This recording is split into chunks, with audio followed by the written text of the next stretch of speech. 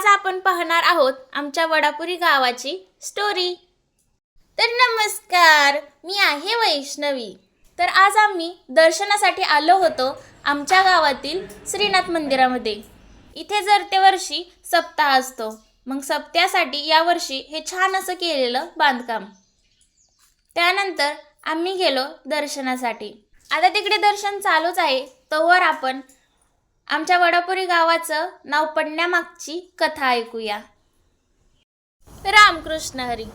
वडापुरी ही पुण्य पावन भूमी आहे।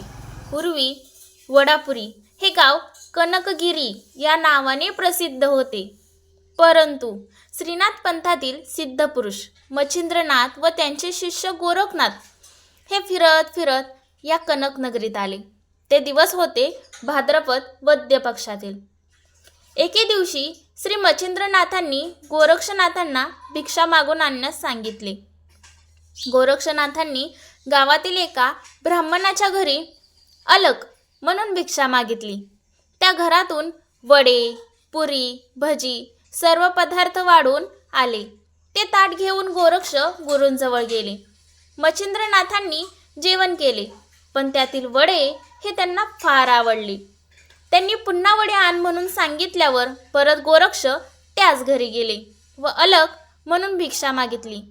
तेव्हा ती बाई म्हणाली, पुन्हा आलास?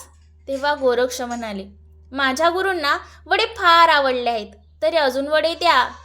तेव्हा त्या बाई म्हणाल्या, तू खोटे बोलत आहेस। खरेच तुझ्या गुरूंना वडे हवे असतील तर तुझा डोळा काढून दे। गोरक्षांनी क्षणाचाही विचार न करता डोळा काढून दिला व गुरूंची इच्छा पूर्ण केली। तेव्हापासून या गावाला वडापुरी असे नाव पडले। या पुण्यभूमीत श्रीनाथांची व श्री मानकोजी महाराज मुळे यांची संजीवन समाधी आहे। तर ही होती आमच्या वडापुरी गावाची कथा। आवडली असेल तर कमेंटमध्ये नक्की सांगा। त्यानंतर आम्ही देवाचं दर्शन घेतलं आणि इथे भाऊंनी नारळ फोडला। नारळ फोडून देवाला पाणी वाहून आम्ही पुढील दर्शनासाठी निघालो। श्री काळभैरवनाथ मंदिरामध्ये इथे छान असं मोठं लिंबाचं झाड आहे, ज्याची खूप छान सावली त्या मंदिरावरती पडते। त्यानंतर आम्ही पोहोचलो मंदिरात। तर ह्या देवांची ना खूप मोठी यात्रा भरते। 2 दिवसाची ही यात्रा असते। आदल्या दिवशी संध्याकाळी छबिना निघतो। वेगवेगळी दुकाने देखील तिथे असतात। खूप मोठी यात्रा असते। खेळणीची, कुठे किचनच्या वस्तू देखील असतात तिथे।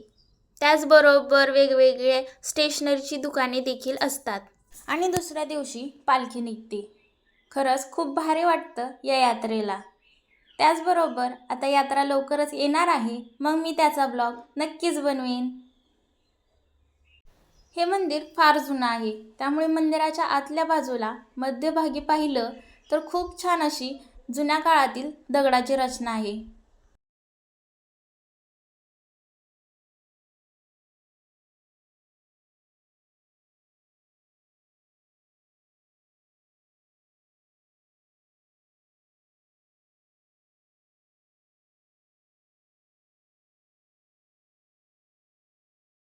अशा प्रकारे देवाचं दर्शन घेऊन आम्ही घराकडे निघतो।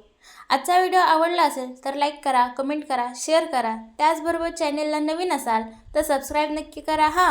खूप खूप धन्यवाद।